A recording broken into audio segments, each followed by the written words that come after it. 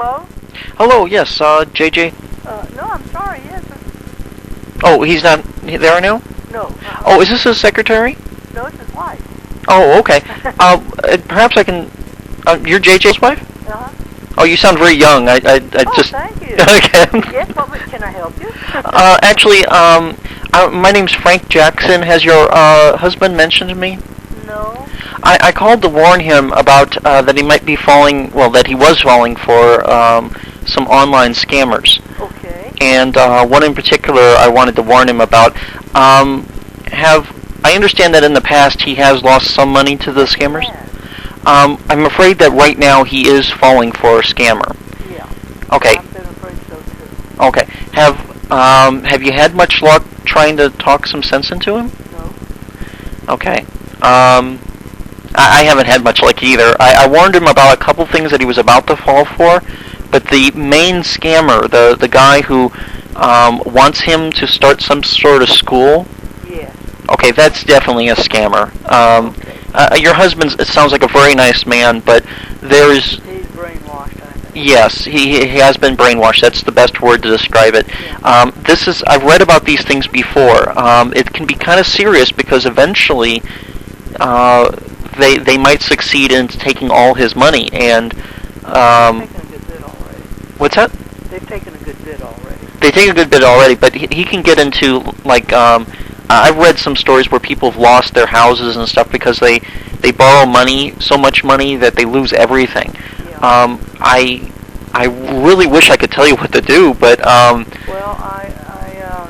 the only thing is, of course, the property is joint. Okay. But I don't know what he's obligated. As far as I know, he has his personal law. Mm-hmm. And as far as I'm concerned, those people are his investors. They're just scamming with him. Mm. I just don't feel that they know what he's doing. Give me your name. My name's Frank Jackson. And are you with a company? No, I'm what's called a scam baiter. I don't suppose you know what that is, do you? Well, no, but you go looking for him? Yeah, so we do. He would be a good one. Yeah, well, no. Actually, what I do is I go after scammers and I waste their time by pretending to be a victim, and I get them to send me, fake checks in the mail and spend money on postage and long-distance phone calls and things like that. Occasionally, I get information like this about your husband that he's going to fall for a crime, and I call them up and warn them. I got to say, most of the time, people are open and they say, "Okay, I won't fall for it." But your husband. He's in denial. He's in denial, very deeply so.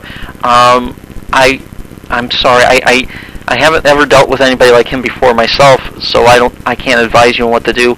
Is he a religious person? No. Okay. I was thinking maybe your local pastor could talk to him or something like that. Or I've threatened going to a lawyer, and I've even threatened divorce, and nothing scares him. Oh, I'm so sorry. Seems to me that if he would turn around, he would be great to help get these guys. Oh, maybe, but at this point, I'm just concerned that your husband stops communicating with them at all. So sometimes I ask people to do that. If they were a victim, I'll ask them to help me bait the person so I can get more information out of them. But your husband's such a chronic case that I'm worried that they'd use that against him. So it's just better off that he just cuts away from these guys altogether. But if you threaten divorce and things like that, you can't play a tougher card than that. I am so sorry. Maybe you could hide money away from your husband. I do. You do that? Okay. Yeah, I did that right away. This has been going on 2 years. Oh. Okay. He's been pretty good about not. He's made a few small loans, things that I am aware of. Mm-hmm. And I always handle the paying of the bills, managing the funds, and so that's going to help. But I thought of just going to a lawyer friend and have our lawyer talk to him. That might work. Your husband mentioned that he had a lawyer. Well, he says, I don't know, but you can't believe everything he says. Oh, okay. But, I mean,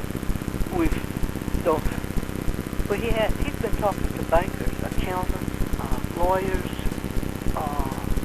everyone, because I keep telling him if he does get any money, he'll end up in jail. And I said, you sure the IRS is not going to get you? He said, no, I've talked to IRS. And he'll go down and, because I'm afraid of money laundering. Mm-hmm. And he'll say, no, I've been down and I've talked to so-and-so. And they're all aware that he's expecting money. It's no secret, you know. Mm-hmm. Because he's talking to so many people about funds when they come in. Of course, they never come. Yeah. And but he does have a young man he's talking with right now who is a lawyer. Oh, because he was going to form a partnership with some guy in London. Oh, yeah, that guy's a scammer. And I think his last name McPherson. Of course, they all are McPherson Ford or Merlin or Marvin. I have it here somewhere. Because he was going to buy in. He was going to handle the London side of things. They Mm-hmm. was going to handle the state side. Right. That person is. You know that person's the scammer, right? Of course. Oh, okay. Okay. And I'll get into it with him, and I'll say, how many times have we had this conversation? You just don't understand. I said, how many times? And I said, and every time I have been right. Yeah. Ever comes and they get him twisted in the wind, and funds will be wired, and then, oh, we need $7,000. So, and I said, that's every time. Of course he doesn't. As far as I know, he can't get any more money. Okay. I think he's exhausted all his friends. I don't suppose you know his email password, and you could. Well, I'm not computer savvy at all.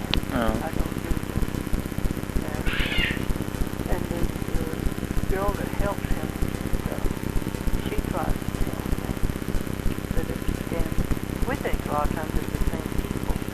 Oh yes, Just yes. passing off from one to the other. I mean, they're clever and they're pros. Yeah, they are, and they're really good at manipulating people. And when they get a hold of someone like your husband, they will not let go for anything. He's not good. And he's been on. He has a morphine stock. He takes Dexedrine. He takes so many medications. His judgment and reason is all over the place. And I like to blame him. He's always had a little thing with his blood. We found a lot of addictions and stuff like that. But nothing ever serious. This just started developing as, I think, as a result of a lot of medication. Oh. I know he's a different person. He's not the person at all. But anyway, I appreciate your checking into it, and I'm going to tell him we've had this conversation. Okay, good. It's something else I need to bring up.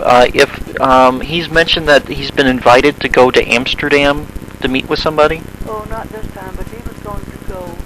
Oh, I have such wonderful neighbors, because they all know what's going on. And he was going to fly to Lebanon. Oh. Some gosh awful place. Okay. And they tried to talk him out of it, and when they couldn't, the guy went down to the travel agency and told him to do that. Your assistance everywhere, not taking care of it. You know, do whatever you can, because we couldn't stop him from getting on.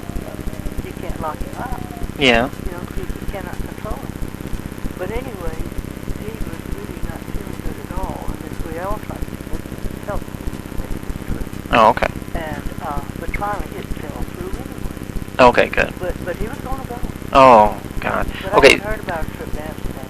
He was going to go to China. I mean, it just goes